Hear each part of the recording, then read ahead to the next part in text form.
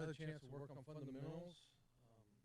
Had a little period where our young guys could kind of play live a little bit, and then got a little jump on UNLV, and then spent the weekend recruiting. Is there any status update you can share on some of the injuries, Mikey Keene and LaVelle Bailey especially? No, I think that the 2 weeks, it's going to take all 2 weeks to find out exactly where they are. They've improved, but don't know what their status is going to be quite yet. And this UNLV team, I mean, they're as successful as they've been at this stage of the season. Can you share with us what you're seeing from them? What's making things work so well for the Rebels right now? They're a great team. They, in all three phases of the game, they do an excellent job.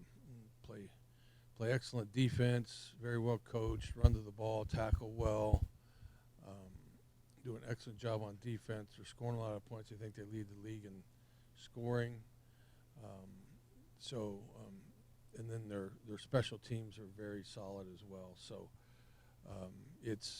they deserve to be where they are at 6-1, with their only loss being to Michigan. So excellent football team. Morning, Coach. Good morning. This offense did not skip a beat under Logan 5. What were a couple reasons for that? Well, Logan's played, like we talked about, there were some questions asked about would he be, would it make any difference that he played the year before? And the answer to that was yes, having a few games under his belt with experience. And he practices every day, gets the reps, stays really ready to go, prepares like he's going to start and play.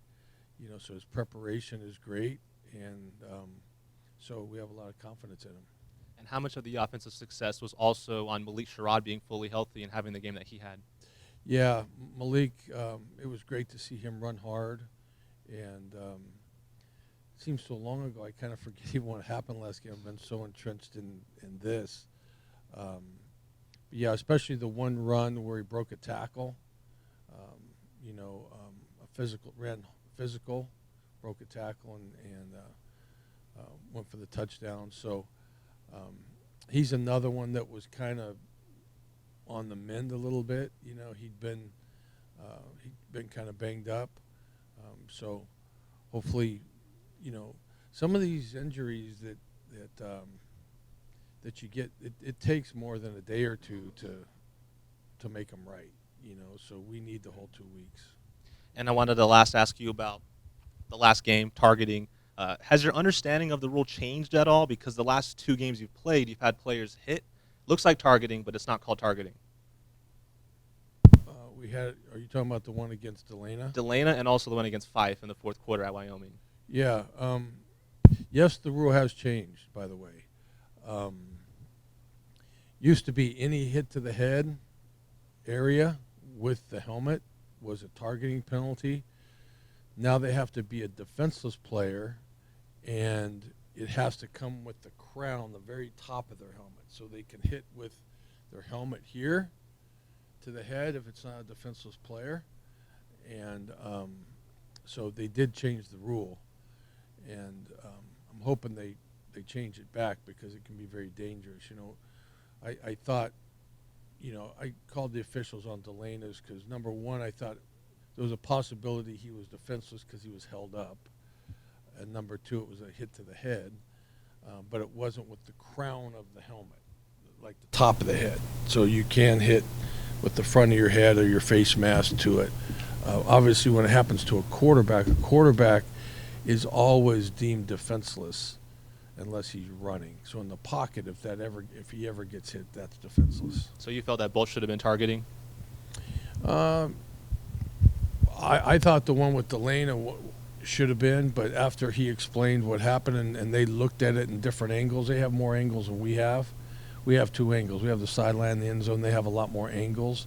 And so they felt like it was a glancing blow, but it was not with the top of the head, and that he wasn't defenseless. The officials have a hard job, because if you blow the whistle when someone's held up and then they break the tackle, then you're kind of upset that why'd you blow the whistle so quick. So the officials have a hard job to do. Coach, you talk about UNLV being a better team this year than certainly in recent years. You could probably attribute a lot of that to Barry Odom. Are you familiar with him? Were you familiar with him spending like 15 years in the SEC? No, I wasn't. Met him at a couple of our meetings. Really good guy. And by the way, UNLV was a really good football team last year as well. I think we squeaked by last year at third place. So they do have really good players there.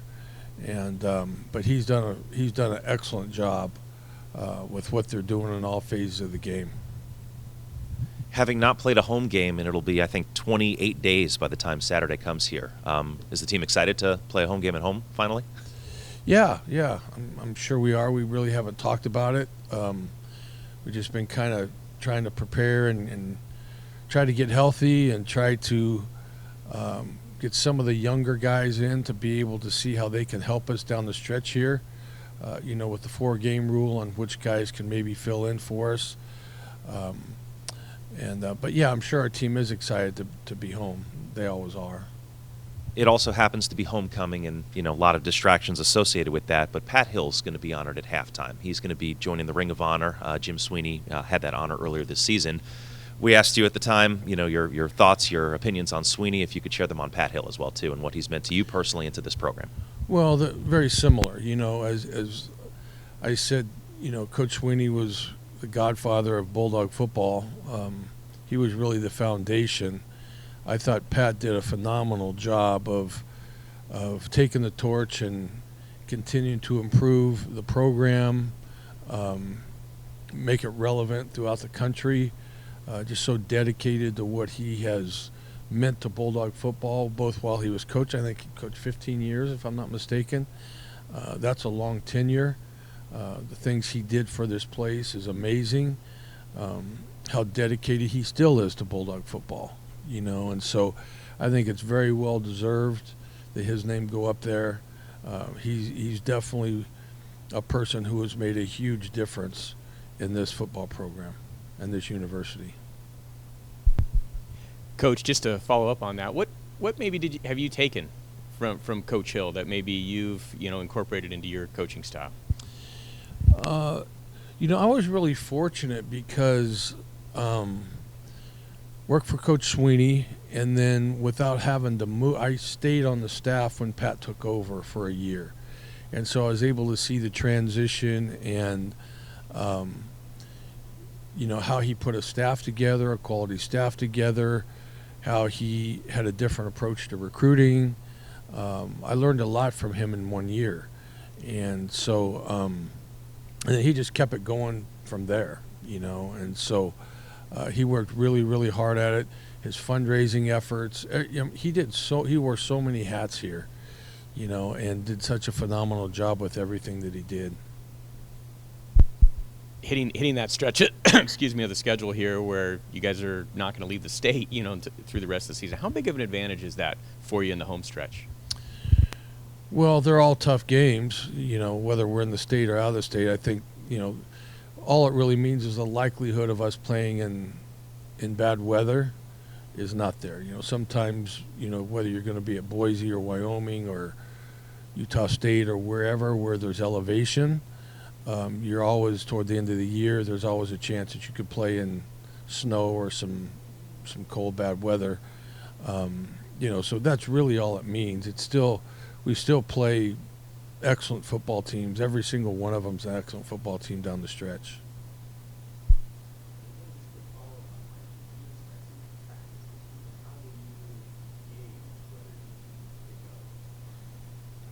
Well, we'll just gauge on how practice goes. He has been practicing some, but each day is a different day.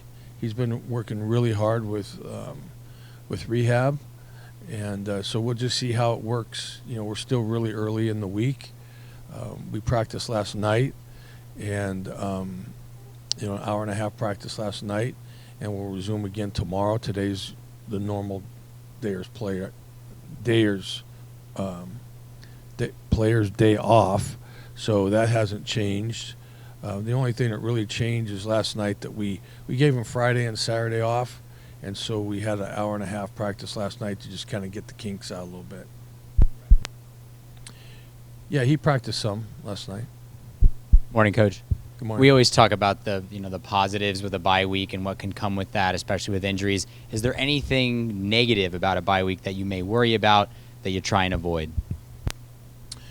Well, yeah, I think there are definitely things that you have to watch out for. Of what you can do during a bye week is you can overdo it. You can put too many plays in. If you have time, you can do too much that way. You can overwork the players if you're not careful, right? Because you have a lot of time, and so over the years, have really tried to find a happy medium with that, about not overworking the players, because that's something you could definitely run into. But we didn't practice very long last night, and we'll shorten practice a little bit tomorrow, which, by the way, is what we normally do mid-season. So you go through camp, and then you have long practices, and then typically when you hit mid-season, you start cutting it down a little bit, just because of the wear and tear. You still get the same amount of reps done, but you kind of limit some of the individual that you go through in practice, just to limit the wear and tear. But yeah, I think those would be the pitfalls of a bye week, of trying to do too much, trying to put too many plays in. You have to know when to stop, and then also making sure that you keep your players fresh. That's most important. Get healthy, keep the players fresh going into the game this week. Thank you.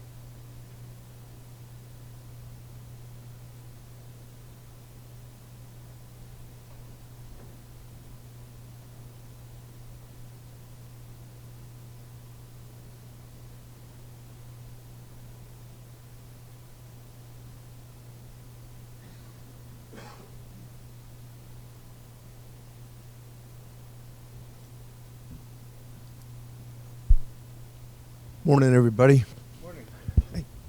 Coach, you've got a UNLV offense that's quite a bit different from what they did last year, a little exotic. Can you share from your perspective what exactly they do with it?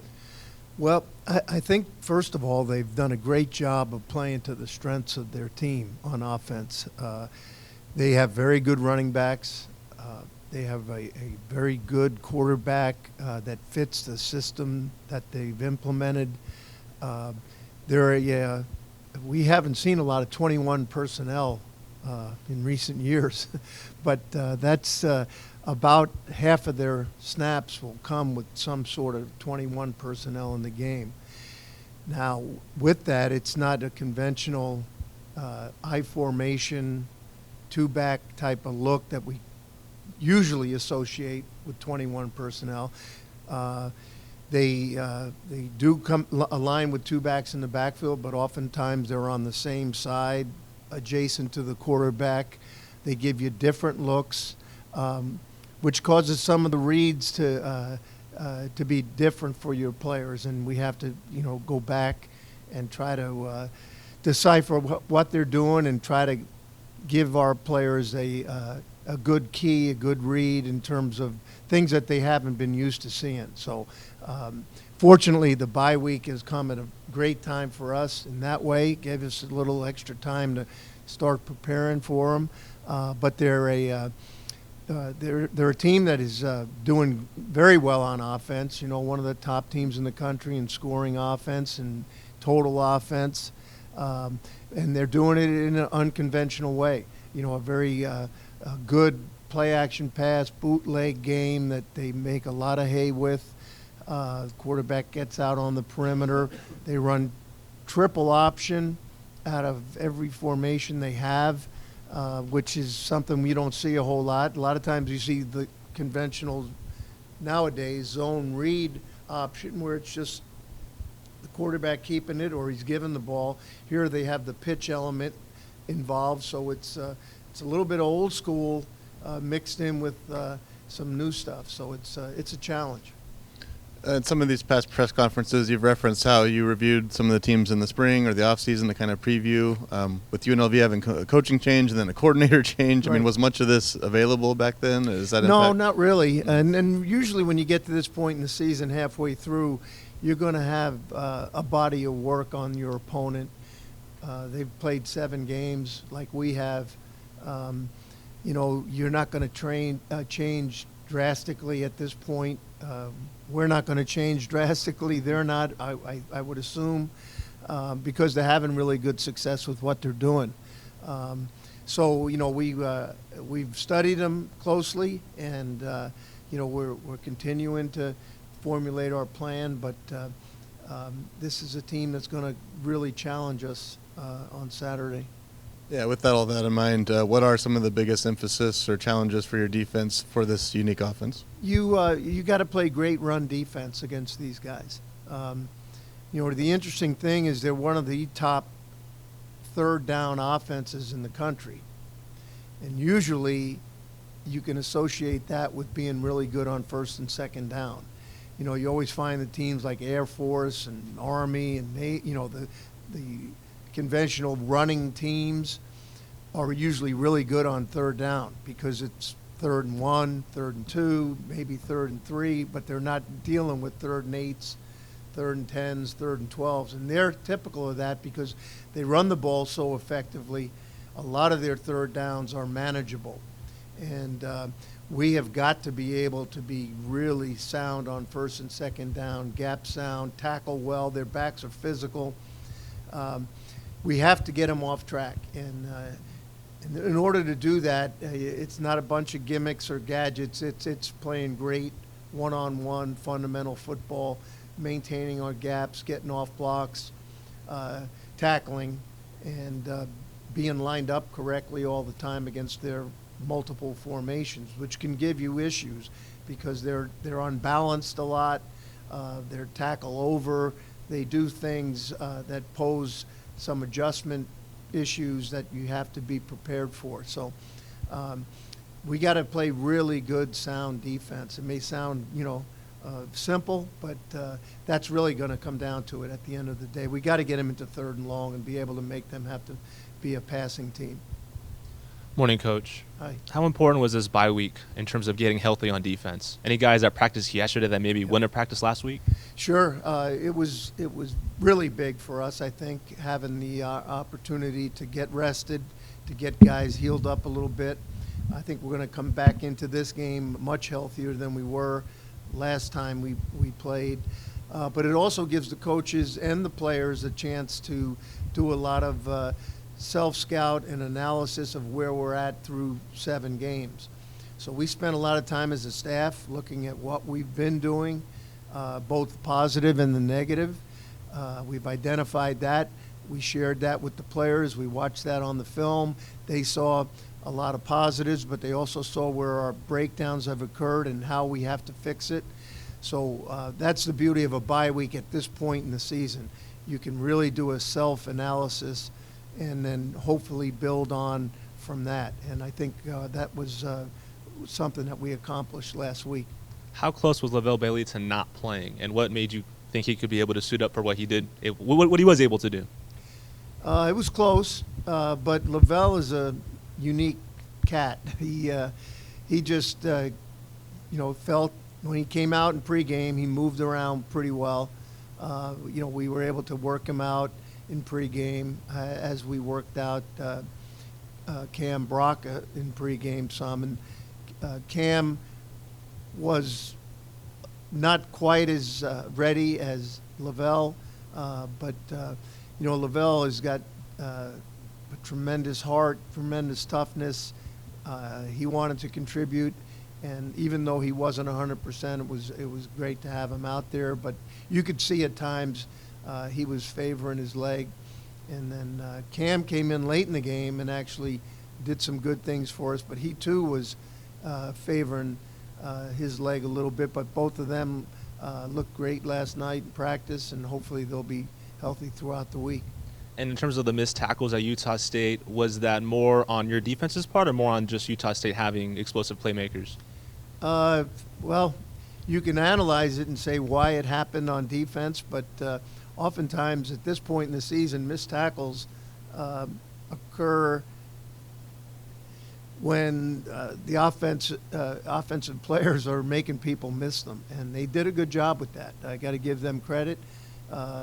that game was a little bit strange in some ways, but, had we had given up 7 points up until that last drive, and even though it was a little back and forth, had we not given up that big play, that missed tackle, and right before the half, we would have felt okay about ourselves. We gave them momentum going into the second half, and then we had some errors that we clearly can't afford to make. But it's a combination of things. We went right back to the drawing board last week with our tackling drills, and we're going to do it again tomorrow, and hopefully we can alleviate some of those problems. Coach, you mentioned UNLV having a good quarterback, but it's not the quarterback that you thought you would face when the season began. Right. Maiava, I think I'm saying that correctly. What does he do differently than Doug Brumfield if you were preparing for him? Well, Brumfield, we couldn't tackle him last year, if you remember. I think we had about 7 or 8 missed, what we considered to be missed sacks. We just couldn't get him on the ground. The guy is a terrific athlete, and he can sling it. He can throw it around. So I think they went into the year with 2 guys that they weren't really sure how it was going to shake out. But the quarterback that's playing right now, he's got a strong arm. He's probably not quite the runner with the same type of escapability, but yet he's a good athlete. He's big, he's strong, he can run. He does tuck the ball down and get out of trouble. They do get him on the perimeter with a lot of pocket movement. And he seems to have a really good grasp of what they're asking him to do. Doesn't force the ball into coverages. They haven't thrown a lot of interceptions. They've only been sacked 12 times in 7 games. So, they have found, a nice rhythm with what they're doing with this quarterback. And he can make the deep throws, and they've got a couple of explosive receivers. If they do make deep throws, you don't have Cam Lockridge anymore because he's out for the year. So, on one side you've got Carlton, and on the other side you've got Ozilian Hamilton. Can you give us a sense of Hamilton's growth and development within this defense, Sure. and the fact that you're also kind of relying on him now more than you thought you would? Yeah, no question. AZ has had a really good camp. We felt really good going into the season, having him as our third guy, so to speak, if you would call it that. The more every rep he gets better. The game the other night, the one touchdown, he missed the ball, literally. He timed his jump a little bit. It was inches away from a batted pass down there, the first touchdown that they scored. His position on the receiver was perfect. He did exactly what we asked him to do. So we have confidence in him. He needs to just continue to get better and better each week. We can do some things to try to help all of them in terms of what we're doing schematically. But, all of our guys got to step up. It's at that point in the season where you're going to have injuries, and backup players, have to step up and play. And that happened last year when Cam came in. And not just Cam, when Carlton came in after Lux went down and things like that last season, and guys all, came up and played. So, we'll see how it shakes its way out, but certainly we have a lot of confidence in all of our guys.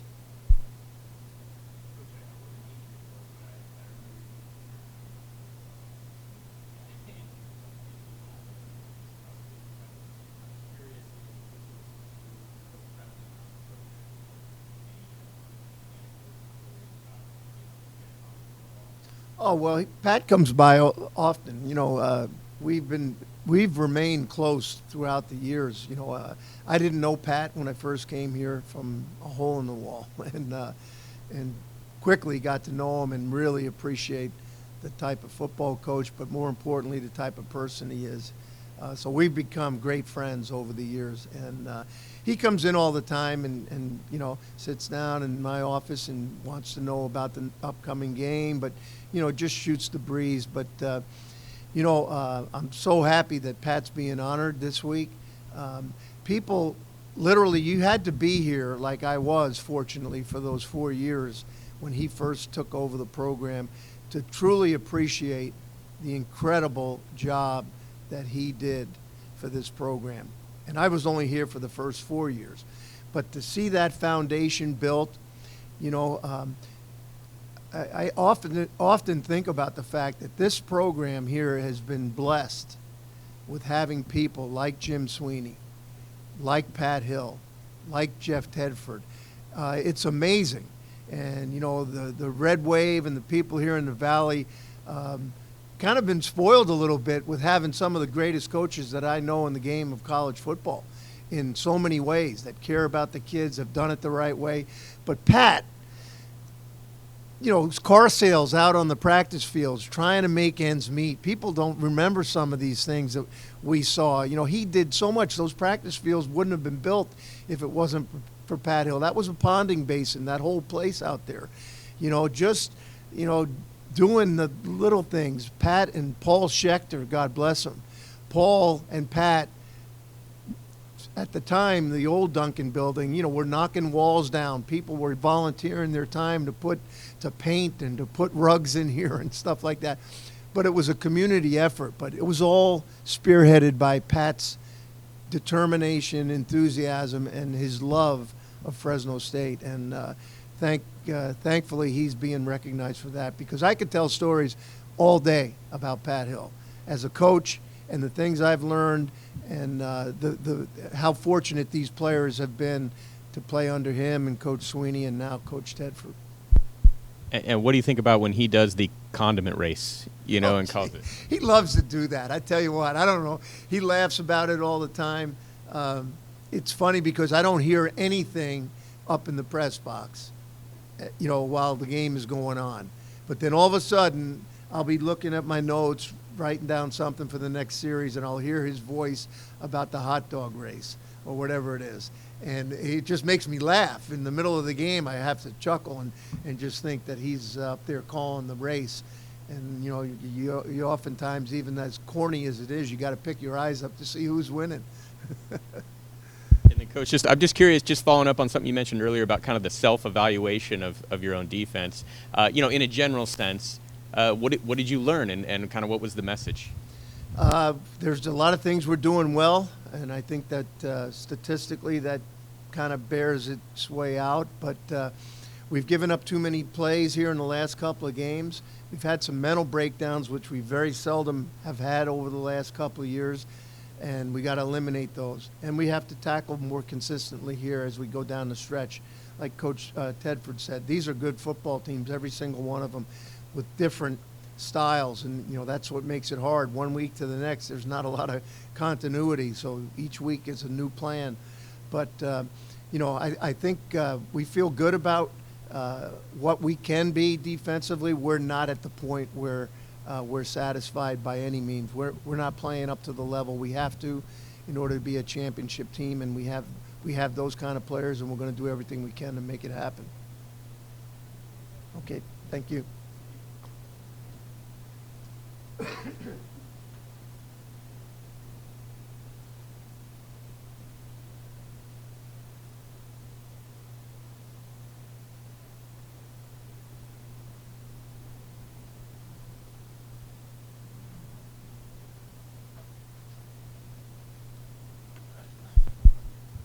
Morning. Morning. Coach, it's another week where we're probably more focused on UNLV's offense and their defense. Can you share about their defense and maybe some things that we haven't seen ourselves? I mean, I think that probably sounds a little bit cliche, but it's one of those things where they run to the ball really well. They play really hard, you know, and so they pose some different challenges because they're really kind of good on all three levels. You know, I mean, and there's definitely, you know, you can tell, you know, Coach Odom's a defensive guy, you know, and it starts at the top. You know, I just think that it's one of those things where their identity is kind of playing hard. And, you know, even if you go back and you look at some of the stuff they maybe did at Arkansas, I mean, there's clearly just an identity of how they play the game. Just getting our first chance to talk to you since Utah State, can you reflect on Logan Five's performance and what he did? Yeah, I mean, it was awesome to see. You know, you saw the growth just from 1 year to the next. I think that's probably the big thing that when you look at, in the grand scheme of things, he didn't look like it was his first start of the year, just because he's just prepared. He's done it. He knows what to expect. And, I think one of the things that he just did really well is he just really let the game come to him and didn't force anything. So it was really cool to see him, just really kind of step into that with a level of maturity and just preparation and confidence. And Coach Tedford mentioned that Mikey has practiced some. Just how are you handling the offense in practice with Mikey's status? Yeah, I think the cool part is that you got two good quarterbacks, and so we'll just see how it ends up shaking out. But I think that's one of the it's a blessing. I mean, we have two quarterbacks that can go win games in the Mountain West. Morning, Coach Pat. Morning. I wanted to ask about Josiah Freeman. Did he play his way into getting more snaps on offense? I know he played a ton because Matt got hurt, but if Mac's healthy, does Josiah still have a role in this offense? Yeah, the thing with Josiah all along has been just the consistency piece of things, because he's extremely talented. I think everybody around the program knows the talent he brings, but it's just, sometimes guys need a few things to go their way just to gain some confidence. And he was already playing more. There were certain times, throughout the year, it'd be, hey, I need to make sure that Josiah gets on the field a little more. And, me being up in the box, I got to communicate that through the headset sometimes, hey, get Josiah out there. And then Matt going down kind of forced his hand, forced our hand a little bit, like, no, he's got to play. And then he gained confidence. So, I'm excited to see what he does moving forward, and it's been the same story with him all along. It's never going to be talent. It's just a matter of just being consistent with it, and it was cool to see that. Now, did the run game look better because Malik looked healthier, or did the run blocking have something to do with it too? Kind of all the above. Malik is an energy guy. I went into the game very intentionally. I pulled him aside. I didn't tell anybody this, but I pulled him aside before the game. I said, hey, my goal is to get you 20-plus touches. And I didn't make that a big deal. I just kind of told him that, And so I knew that, short week, Friday night, we needed something to get us going. He could be a spark. I knew that he would be a spark if we got him going. But also I thought the O-line did a nice job as far as, creating some opportunities. And, I thought all of the above. Now, you've seen what Malik can do with 20-plus touches. Is that the goal from here on out, to create a more balanced offense, even with Mikey at quarterback? Yeah, I mean, just we've talked about it in here on other Mondays. I think just in general, just making sure we're effectively running the ball. I think that's the key. Whether it's Malik or Elijah Gilliam, the other side of it is playing the hot hand. But I think just being committed to running the football that's the goal. So now that Jalen Gill has thrown 2 touchdown passes, I know you're not going to completely revamp the offense, but is he clamoring for more? Are other wide receivers clamoring for more to try and get into the trick play mix? Let's just say I'm brutally honest when it comes to can a guy throw or not. So our guys know, that, and they're pretty honest with themselves about who gets to throw the ball. They get it. Jalen he did make the point. He said, hey, Coach, you put me back there at Wildcat. They got to respect it a little bit different now, So, he's pushing for a little bit more. But, I think the commentator said it. That might have been the throw of the night the other night, So, he can throw it, and that was an awesome moment. And his intended target was Trey Watson, who had 2 touchdown catches in that game, and he was actually your leading receiver in the game. How would you like to utilize the tight ends? Because it's unusual to see at the stat sheet, your leading receiver was a tight end. But we know that Coach Tedford loves to incorporate the tight ends. What's your philosophy on that? And knowing that you have a guy like Trey Watson who can, play all over the field. Yeah, Trey's made big plays throughout the year in big moments. You always want to try to get a guy like that involved. I think that just the way it played out the other night, one of his touchdowns was on a scramble, so it wasn't like he was like fully the intended target, and Logan just made a really nice play, kept the play alive. Trey, we talked the ball finds energy, and Trey kept playing, and the ball found him. Obviously on the double pass, that was very intentional throwing him the ball. But, the tight ends in general, you have to play a team different when there's tight end presence on the field. That's one of the things. It sounds great to get 4 receivers, 5 receivers on the field at times. Like, as a receiver guy, like, that sounds awesome, but you're played differently from a defensive standpoint. So when you have a guy like Trey, you want to get him involved when he's a threat to be a pass receiver. I think that kind of forces the defense to play you a little bit different. So definitely would like to get him involved at some point. And then last one from me. We've asked Tedford and Coyle their recollections, their thoughts on Pat Hill. They go way back with Pat. You're still a relatively new guy on staff. So anything you'd like to say about Pat Hill and your relationship with him since you've been here? One of the things that I appreciate about Pat Hill, probably the thing I appreciate the most, because he's been awesome to me since I've been here, he's a football guy. Like, I appreciate people that are football-driven guys, and it's not fluff with him. And, I just think about just even when you look at kind of our staff, because it's not like we got a bunch of, recruiters with a couple of football coaches. Like, if you're not a football guy on this staff, like, you'll get exposed. Like, that's, like, Coach Tedford hired football coaches. Well, then you bring Pat Hill around, and he's like a football guy through and through. And so I appreciate that, because he just sees the game really well. He comes in and can have real football conversations. And, that's one of the things, I know Coach Coyle mentioned it, he'll come in the office and just, he'll say, hey, that was awesome, blah, blah, blah, and I appreciate him just because he's been a good resource, just in addition to just being an awesome guy to be around. He's been a good football resource too.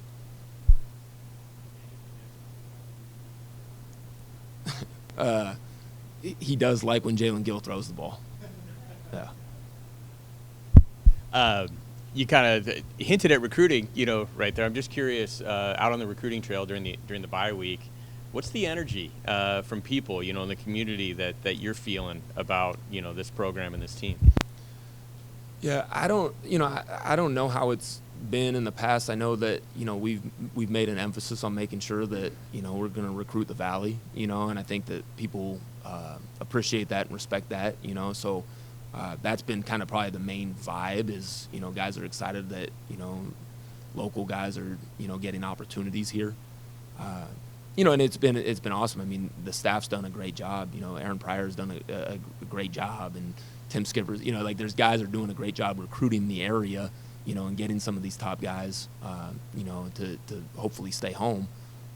But that's been kind of the general gist of it, is that, guys are getting opportunities, and then I think that the brand of Fresno State football, I think that's the cool part when you look at guys in this area.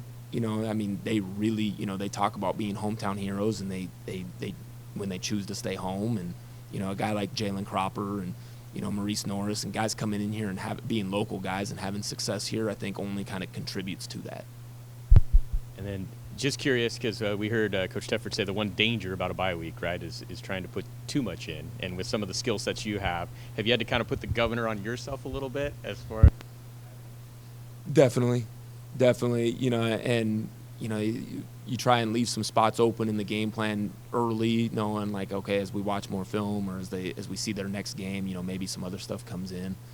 So that's definitely something that you have to guard against. It's very easy to get too high in volume. So ultimately it just comes back to, though, it's the players playing the game. So you got to do stuff that they're best at, and not oversaturate them. They're the ones that play.